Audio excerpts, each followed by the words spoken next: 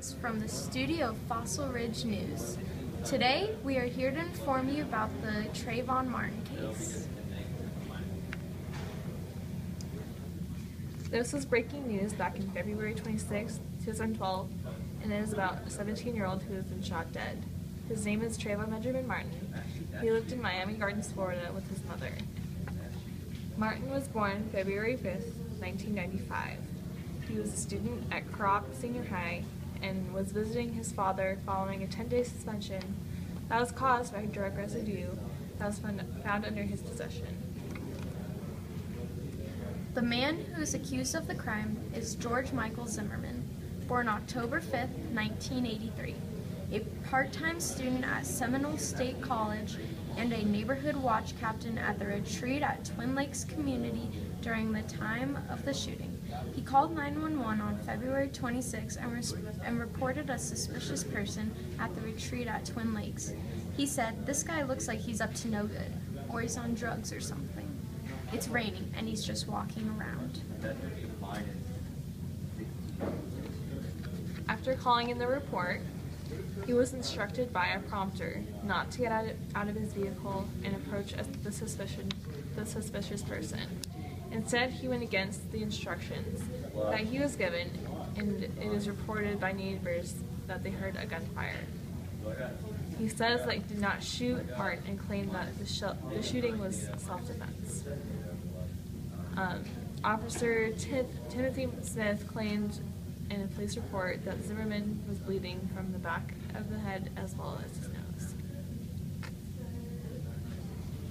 Martin was going to 7-Eleven to get Skittles and a can of Arizona iced tea. He spoke to his 16-year-old girlfriend on his cell phone at 7:12 p.m., just about the same time of the shooting. Neighbors heard Zimmerman yelling, "Help, help me," 14 times in a span of 38 seconds. Zimmerman was carrying a black 9mm semi-automatic handgun. The bullet from the gun was found in Martin's left chest and lodged there. Police headed to the scene of the crime shortly after Zimmerman's initial call, but didn't arrive until after the shooting. They found Martin's face down in the grass, and they couldn't find a pulse on him. They conducted CPR for the next 6 minutes. They placed a plastic bag brought by a neighbor to seal his gunshot wound in his chest. At 7:30 p.m., Trayvon Martin was pronounced dead. The wound from the gunshot was the only injury Martin suffered. Tests would show evidence of Zimmerman's hand on the firearm, but not Martin's. No DNA of Zimmerman's was evident underneath the teenager's fingernails.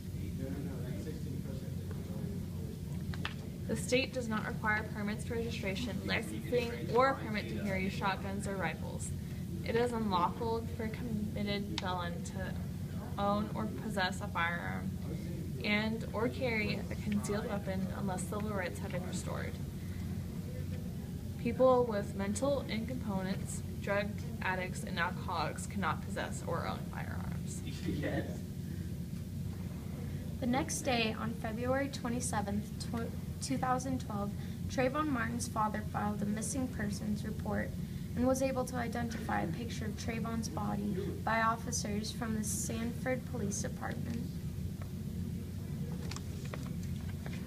On March 8th, the investigators in the case found out that Zimmerman's injuries that occurred the night about the injuries that occurred the night of the shooting. And it was announced 4 days later, on March 12th, that Zimmerman has not been charged because there was not anyone to disapprove of his story over the crime committed. The next day, homicide detective Christopher Serino of the Sanford Police Department thought that Zimmerman should be charged with manslaughter. Zimmerman failed to identify himself as a neighborhood watch member twice, and his head injuries were not bad enough to be caused by a deadly weapon or force by Trayvon Martin. Then, after his realization, the case was handed over to the Florida State Attorney Norm Wolfinger. George Zimmerman's father, Robert Zimmerman, wrote a letter to the Orlando Sentinel that George was in fact not a racist and was unfairly portrayed as one. George is a Hispanic and grew up in a multicultural family. This letter was wrote on March 15th. The Justice Department and the FBI finally decide to further investigate Trayvon's death, and Benjamin Crump, the lawyer of the Martin family, told reporters about how he was on the phone with his girlfriend, who remained anonymous, got the impression that there was a brawl where the earpiece fell out of Martin's ears and the phone connection went dead. CNN analyzed the tapes from Zimmerman's call to dispatch, and he was reported to have used racial slurs against blacks, making the results inconclusive.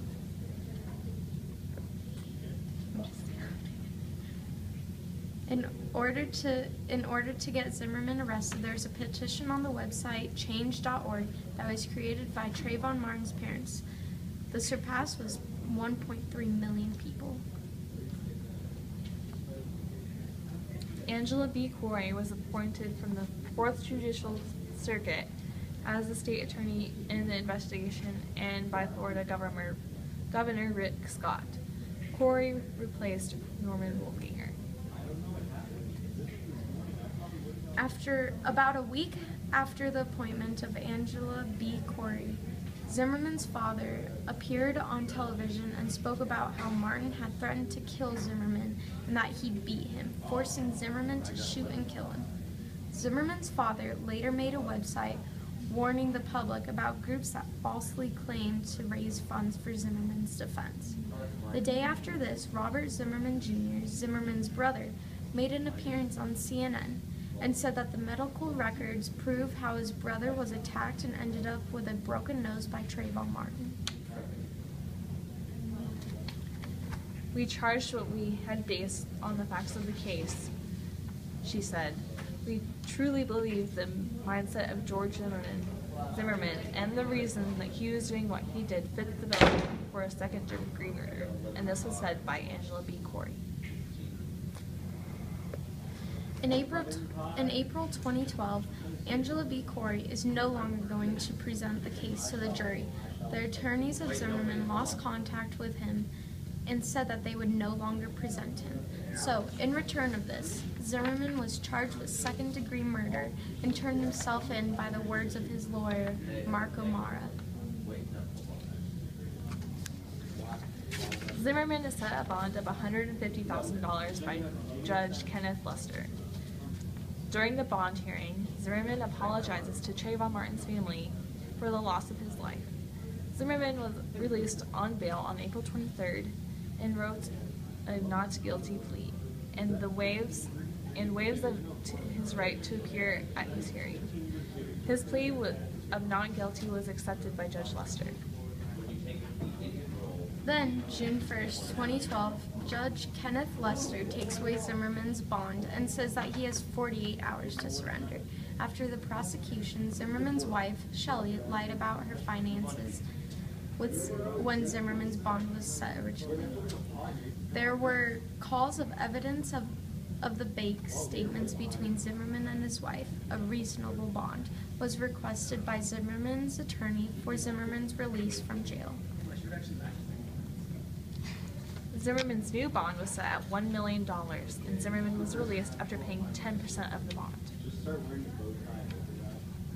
Zimmerman appeared on Fox News in his first interview since the shooting and says that he wouldn't do anything differently.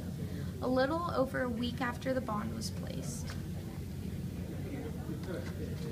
Even President Obama weighed in a month after the shooting, expressing sympathy for Mr. Martin's family and urging through a thorough investigation.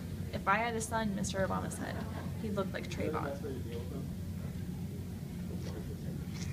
July 13, 2013, 6 women on the jury, after 16 hours deliberating, found him guilty of second-degree murder for the death of Trayvon Martin.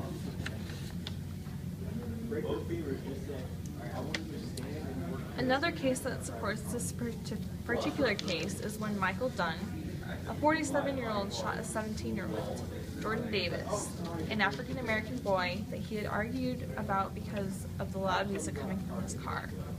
This occurred in Jacksonville, Florida.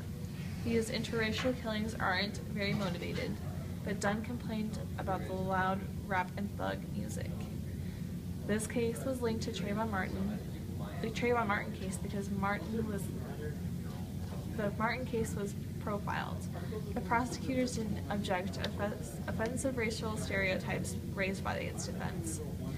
Florida's prosecutors hitting the race issue questions their competence to the Zimmerman and Dunn cases, and others don't look at the race issue for the best of motives. But in this Dunn case, Dunn has a suspicious jail writings that were pretty much stating that black people were criminals, and Zimmerman had called the police multiple times before the Martin shooting, reporting only suspicious African American people. The jury in both of these cases had not really given the full sight of the killer's mindset, leading to its mistrial. So, both of these cases had been seen in court multiple times as a result. Without the important evidence of racial hostility, these cases would not have been brought out the same.